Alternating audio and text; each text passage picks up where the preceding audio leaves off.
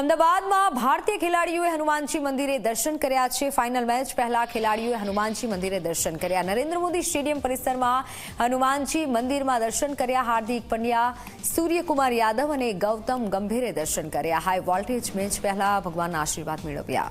ચમત્કારિક હનુમાનજી મંદિરના આશીર્વાદ લીધા છે। સ્ટેડિયમમાં પસાર થતી વખતે એક્ટિવા પર જતા એક યુવકે હાર્દિક પંડ્યા અને સૂર્યકુમાર યાદવને મંદિરે ઉતાર્યા।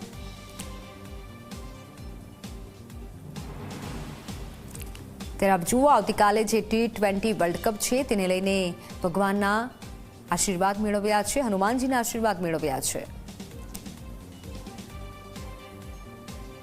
હું મારા સ્ટેડિયમમાંથી કામમાંથી પાછો ઘરે જતો હતો અને ત્યારે ટીમ અહીંયા દર્શન કરવા આવી હતી અને ગંભીર અને બીજા અન્ય પ્લેયર અહીંયા આવી ગયા હતા અને હાર્દિક પાંડ્યા અને સૂર્યકુમાર યાદવ આવવાના બાકી હતા અને ઓલરેડી પ્લેયરની ગાડી અહીંયા આવી ચૂકી હતી।